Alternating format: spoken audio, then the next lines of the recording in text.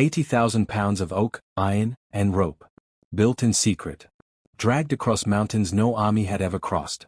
When Rome's engineers finished it, one fortress on earth thought it was untouchable. It was wrong.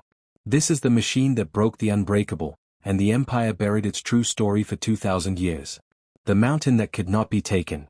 In the early years of the 2nd century AD, the Roman Empire stood at the height of its power. Its legions had crossed deserts, forded rivers, and toppled kings from Britannia to Judea. Yet north of the Danube, hidden behind a wall of forested peaks, one kingdom had done what no other enemy of Rome had managed in over a century. It had made the legions retreat. That kingdom was Dacia. And its capital was a fortress unlike any other in the ancient world, Sarmizegetusa Regia, perched nearly 1,200 meters above the valley floor, wrapped in 6 defensive strongholds, and guarded by walls built in a style so strange the Romans had no name for it until they saw it with their own eyes. The Dacians called it murus dacicus, a wall of stone and timber, filled with rubble, that could absorb the blow of a battering ram and barely shudder. 4 decades, Dacian raiders had crossed the Danube, struck Roman settlements, and vanished back into their mountains before the legions could respond. Roman gold had been paid as tribute just to keep the peace. To the Senate in Rome, this was more than an insult. It was a wound that would not close. The emperor who finally decided to close it was Trajan, a soldier's soldier, a man who had spent his life on campaign, not in the comfort of the palace.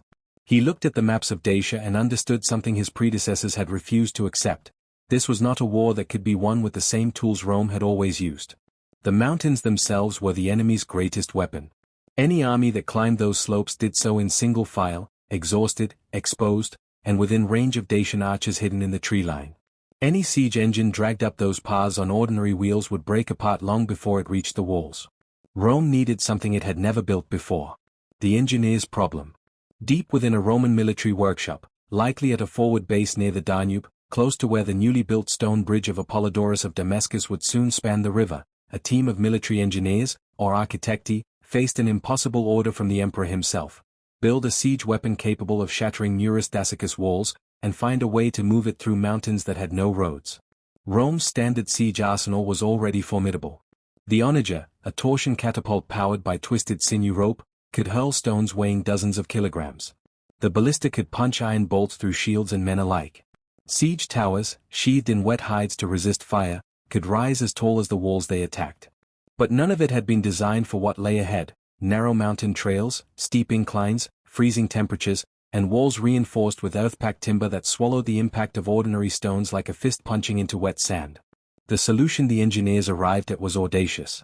Instead of one large machine hull intact, they would design a modular siege engine, a reinforced, oversized torsion catapult built from massive oak beams bound in iron, its throwing arm and frame engineered to be broken down into sections, each section small enough to be carried or dragged by ox teams along mountain paths, then reassembled at the point of attack. Fully assembled, historians and engineers who have studied the surviving fragments and Trajan's column reliefs estimate such a reinforced siege engine, frame, counterweights, iron reinforcement, ropes, and ammunition combined, could have weighed as much as 80,000 pounds, a machine the size of a small building. Every joint was reinforced with iron plates. Every rope was double-braided from ox sinew and hemp, thick as a man's forearm, capable of storing enormous torsional energy. The throwing arm alone was carved from single trunks of seasoned oak, chosen and dried for months so they would not crack under the strain of repeated firing. Bronze gearing and windlasses allowed teams of soldiers to draw back the arm using controlled mechanical advantage, rather than raw muscle alone, an innovation that let fewer men load heavier stones with more consistent force. This was not simply a bigger onager.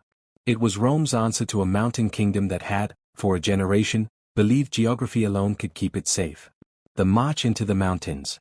Moving the machine was, in its own way, as remarkable an achievement as building it.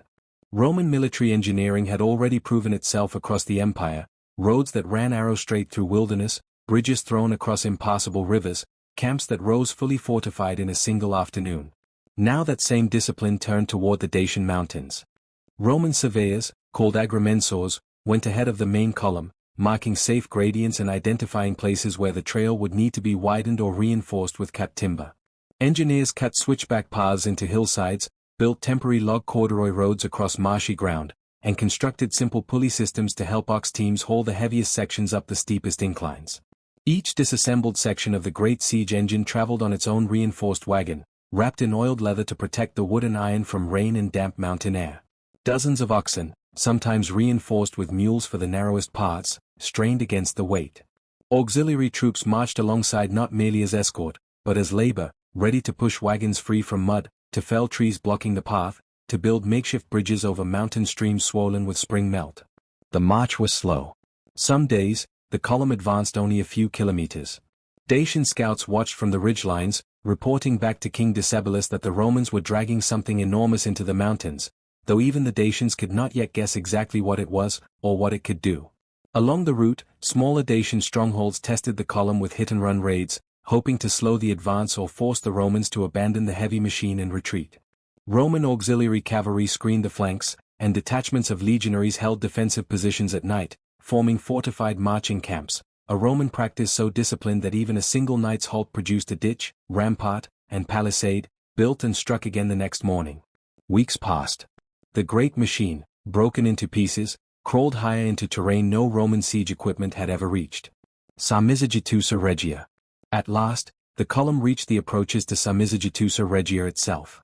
The Dacian capital was a masterpiece of defensive architecture even by Roman standards. Concentric walls, some over 3 meters thick, followed the natural contours of the terrain. Towers of stone and timber studded the circuit at intervals, giving defenders overlapping fields of fire for their own weapons, for the Dacians, too, had learned from captured Roman engines, and possessed catapults of their own, along with the falx, a long curved blade capable of hooking past a Roman shield and cutting through armor in a single stroke. Below the main citadel lay a network of outer forts, Castesti, Bliteru, Pietrosi, Benita, Capalna, each guarding an approach, each requiring its own reduction before the capital itself could be directly threatened. Roman strategy called for these outer fortresses to be neutralized first, cutting off supply and reinforcement to the capital, before the full weight of the siege turned towards Sarmizegetusa Regia's own walls. It was at one of these fortified approaches that the great siege engine was finally reassembled. Roman engineers worked through the night, fitting iron-banded beam to iron-banded beam, tensioning the massive twisted ropes until they hummed under the strain, testing the release mechanism again and again under torchlight. By dawn, the machine stood complete, towering above the surrounding siege lines, its throwing arm cocked back and loaded with the first stone. The first strike. The defenders of the fortress had watched Roman siege works rise around them before. They had seen onages, ballistae, siege towers. They believed they understood the shape of what was coming. They did not. When the great engine fired for the first time, the sound alone reportedly carried across the valley, a deep, resonant crack of released tension, followed by the whistling arc of a stone far larger than anything a standard onager could throw.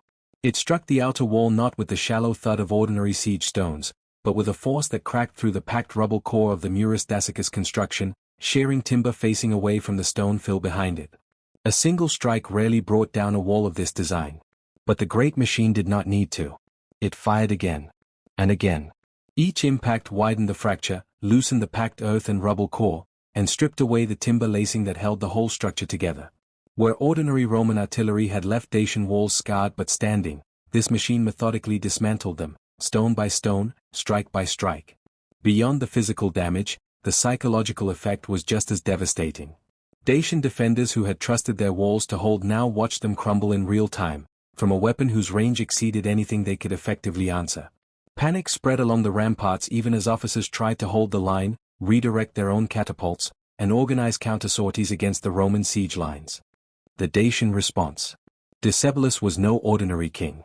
He had fought Rome to a standstill once before, under Emperor Domitian, and extracted a peace treaty on terms favorable to Dacia, an outcome that had embarrassed Rome for years. He understood siege warfare, understood Roman engineering, and had spent the intervening years fortifying his kingdom precisely against the day Rome might return in force. Dacian countermeasures were sophisticated. Sorties from the fortress gates attempted to burn Roman siege works under cover of night. Dacian artillery, adapted from captured Roman designs, targeted the exposed crews working the great machine, forcing Roman engineers to construct protective timber screens, or vinii, to shield the loading crews between shots. Reinforcements were funneled from the outer forts toward threatened sections of wall, and defenders worked through the nights repairing breaches with fresh timber and packed rubble, undoing by morning some of what the machine had achieved the day before. But repair could not keep pace with destruction.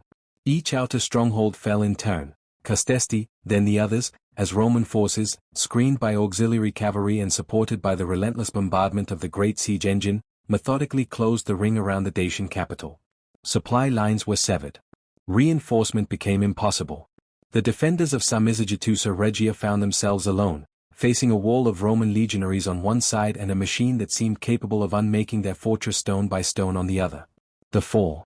Ancient and modern accounts of the final days of Sarmizegetusa Regia agree on little except the outcome. Some traditions hold that Dacian priests, seeing the fortress could not hold, poisoned the great water cistern rather than let it fall intact into Roman hands. Others describe a final desperate stand among the sacred precincts at the heart of the citadel, where Dacian temples and sanctuaries stood. What is clear is that the great siege engine had done what a century of ordinary Roman warfare could not. It had turned Dacia's greatest natural advantage, its mountains, into an engineering problem to be solved rather than an insurmountable barrier. Breach after breach opened in walls the Dacians had believed impregnable. Roman legionaries poured through, securing the citadel gate by gate, tower by tower. Decebalus himself escaped the fall of the capital, retreating to continue resistance elsewhere in the mountains. But the capture of Sarmizegetusa Regia broke the back of organized Dacian resistance.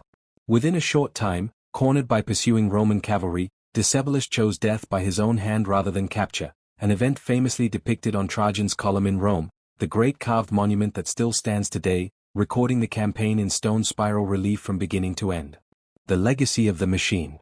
Dacia became a Roman province. Its gold mines, among the richest in the ancient world, poured wealth into the imperial treasury, funding building projects across the empire for a generation. Trajan celebrated his victory with games in Rome said to have lasted 123 days, a scale of celebration that reflected just how significant, and how difficult, the Dacian conquest had been. But the great siege engine itself largely vanishes from the historical record after the campaign. Unlike the standard onager or ballista, which remained standard Roman military equipment for centuries, this oversized, purpose-built mountain siege weapon appears to have been a specialized solution to a specific problem, expensive to build, difficult to transport even with Rome's engineering mastery, and perhaps simply too costly to maintain as standard equipment once its singular task was complete. Some historians speculate its components were repurposed, its iron reclaimed, its oak beams reused in construction of the new Roman forts rising across conquered Dacia. What remains is the evidence of what it achieved, the reliefs on Trajan's column, showing Roman siege engines assaulting Dacian fortifications, the archaeological ruins of Sarmizegetusa Regia's shattered walls, still visible today high in Romania's Oresti mountains, and the historical fact that a kingdom which had defied Rome for a generation, protected by terrain no army was supposed to conquer, fell within a matter of campaign seasons once Roman engineering turned its full attention to the problem. It is a story less famous than Rome's great field battles, but perhaps more revealing of what actually built the empire. Not just soldiers. Not just swords.